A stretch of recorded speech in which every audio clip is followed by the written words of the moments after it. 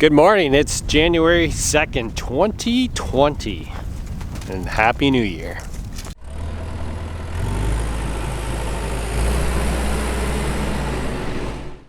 So today is what I would call back to reality, where we're finally through the holiday season, kind of.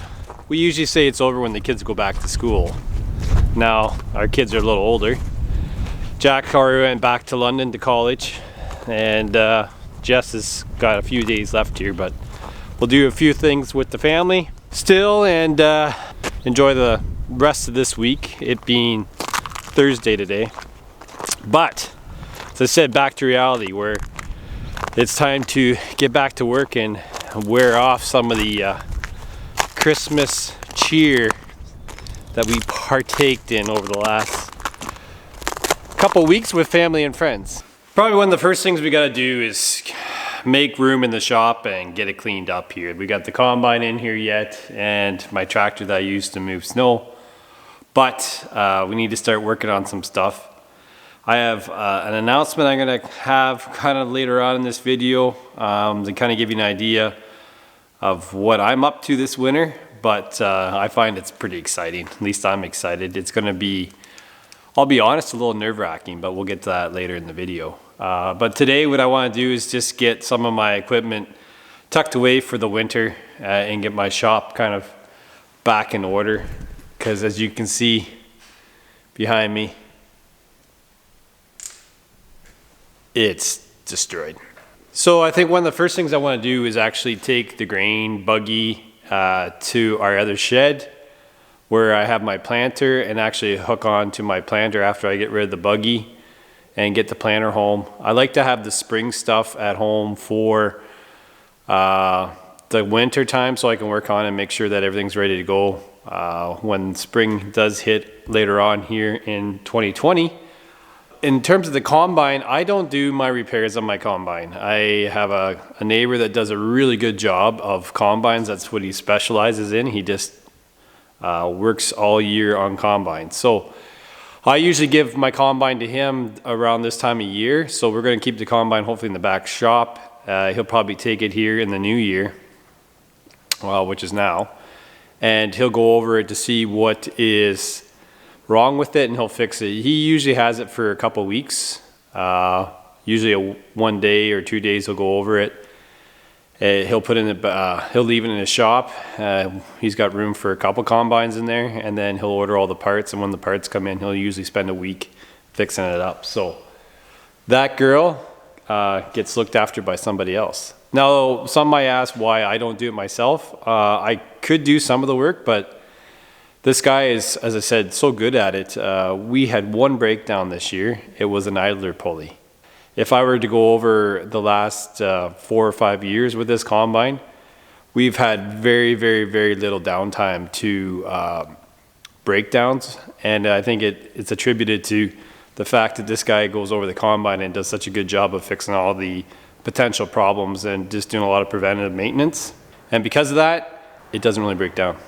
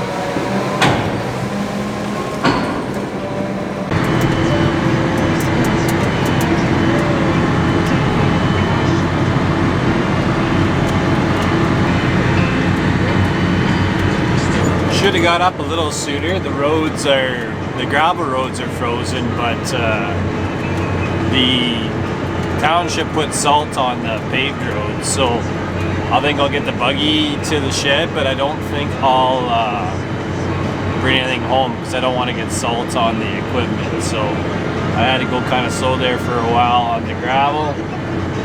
But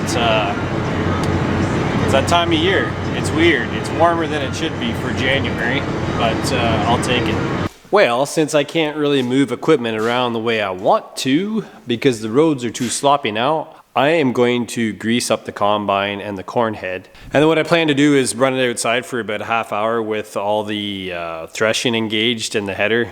Not the header for a half hour, just the threshing.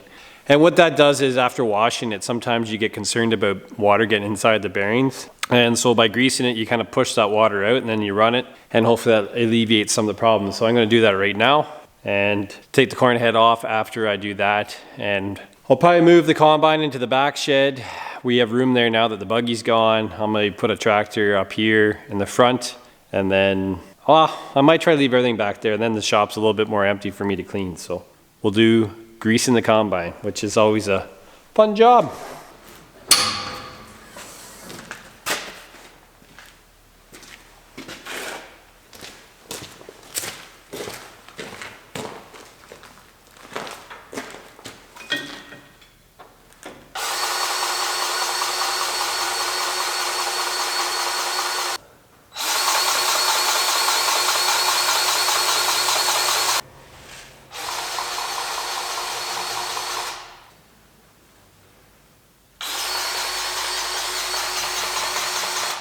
It's funny how when this floor gets dirty in the shop here, the light doesn't reflect off it very well. I think it's kind of dark in here, but we got the easy side done, and now we gotta go on the harder side.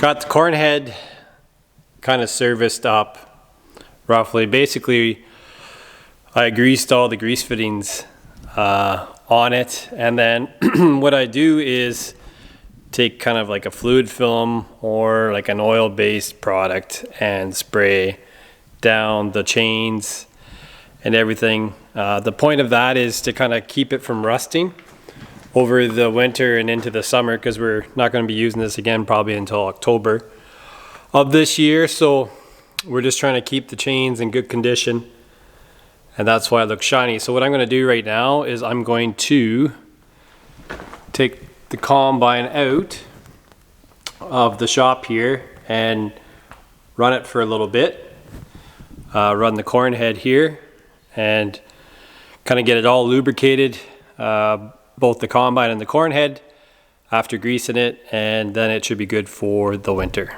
Well, today's another day on the farm. I tapped out yesterday. We spent some time as a family together and went to see the new Star Wars movie, which was fun. So today's kind of been a day of procrastination. I'm struggling to get motivated. And I spent a lot of time in the office, which is kind of boring for you guys because I was just working on my computer, doing a whole bunch of stuff around precision farming, using yield maps and application maps, and trying to do some, planning for the crop year that's coming up here. But I also have to do a presentation on a panel next Thursday. And so I was trying to grab some data to prepare for that. But anyways, I don't know what I'm going to do. I think I may start cleaning the shop a little bit and do that. And I think today being Friday, we'll see how it goes. And yeah, it's a bit scenery change here. I got the combine out yesterday. I think I'm just going to start cleaning up the shop a little bit. I'm going to grease the strip till rig here quick, and we'll go from there.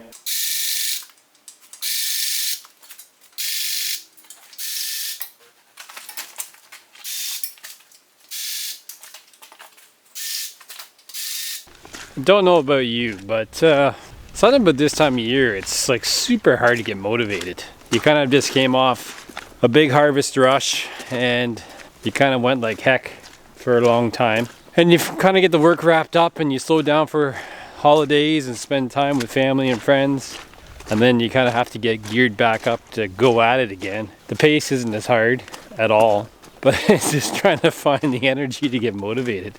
Oh, it's always nicer when the sun shines. Got a few jobs I think I might do while it's mild around the grain setup here.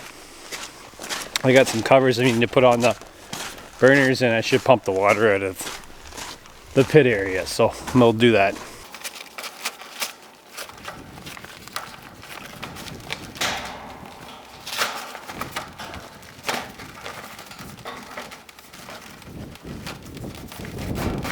Well, not good. I got an unpleasant surprise. Somehow, something leaked here, and I got corn all over the place. Crap. I don't even know how I'm gonna deal with that, to be honest. I think we'll just have to figure it out. I don't know where it came from. It must have been from unloading this bin. That's maybe why the motor kept overloading on it. So I'll have to take a look and see what's going on. So ready to go? Yeah. As I said at the start of the video, this is where I'm going to interject and wrap up my video with my big announcement. And I have Sandy with me to share in that announcement because it really actually impacts both of us. Yep. So my big thing that's happening this winter, and what I'm going to ask you guys to help me out with and trying to figure out where my channel goes over the winter, is that I'm leaving. I am going to be traveling for 2 months this winter, and I'm leaving the 1st of February to work on my Nuffield scholarship. So those who might know or not know, I'm a 2018 Canadian Nuffield scholar, and part of that requirement is to travel and do a paper. And so part of it is I have to travel for 6 continuous weeks, and to do that I am going to leave, as I said, the 1st of February, and I'm heading to Australia for a month, and then I'm going to New Zealand for a month. So I'm leaving Sandy for 2 months. How you feel about that? I'm blocking it out right now. I'm the one, so for anyone I pushed you into doing this. Yes. Because he had just nicely got back from his stint as the chair of Grain Farmers of Ontario, which took him away probably on average about 160 days a year. So yeah. I'm not a stranger to being here. She's been a widow already. On my own. But I knew that he was getting older. I have a good colors. And that if we don't do some of these things, all we do is work. And if we don't do some of these things to expand our mind and to expand our thought, that we're never going to really make full change on our farm and in our lives. And for me, I'm not a big traveler, so I'm going to live vicariously, hopefully, through him. And then he can bring stuff home, and already we've had people visit our farm that have changed our life and changed our view, globally, and that how we're all so interconnected. So for me, I pushed you. Yeah. So how do I feel about it? We've never been apart for this long. Yeah, the longest we've been apart was when I did a trade mission to Japan and where else did I go? Korea. Yeah. And I was gone 12 days. And I think I was busy. Well, you were lambing. I always usually try to plan my lambing groups when he's not home, and then I don't miss him as much because I'm really tired and really busy. Yeah. So this time will be different. Anyways, that's a big announcement. So it's going to be tough. It's going to be really hard to be gone for 2 months. I've been working really hard. That's why there hasn't been very many videos out, trying to get a whole bunch of stuff done here at home before I disappear. And I can still do a lot of the business over email and other ways, but it's just it's kind of a race to get stuff wrapped up before I take off here on the 1st. And the sad part about all this is Australia is on fire right now, so it's going to make some traveling around there a little bit more difficult. But also, I think it might give me a perspective on how we might appreciate water a little bit more than we do now, with them being so dry and on fire like that. So anyways, that's the big announcement. So the question I have for you and what I'm looking for in the comments is, do you want to see videos on farms from Australia and New Zealand? Because I can probably try to do that. It won't be maybe long videos. They might be kind of short clips of what I'm doing and where I am. But I guess the question I just have to you, if you're interested in that. Maybe Sandy could watch them and she would know where I am. I would like to see it, yes. And some of the places I'm going to stay at, Sandy's had the good fortune of meeting these people already. So I think she would be interested in seeing their farms. I would like to see it. Even just little, 5 to 10 minute videos just to see where you are in a day. Yep. They don't have to be super edited, and they don't have to be, I think it's just to follow the journey. I think your subscribers and your family would like to see it. And it's something for you to look back on in years from now and see where you were. That's the whole point of YouTube, is the fact that we can journal what we do and look back at it, or our kids can look back at it. And I think that's... I'm not sure I want to look at my 2019 videos right now. but I think it's a good point. So no real shop videos this winter, it doesn't look like. And more normal stuff will probably resume again the 1st of April when I get back. Because I'm gone February, March. But in the meantime, just curious on your input on what you would like to see over those 2 months of my travels. So, since it's such a big announcement for me and it impacts both of us so much, I want Sandy to be part of it. So, anyways, thanks for watching. Thank you. And we'll see you in the next video.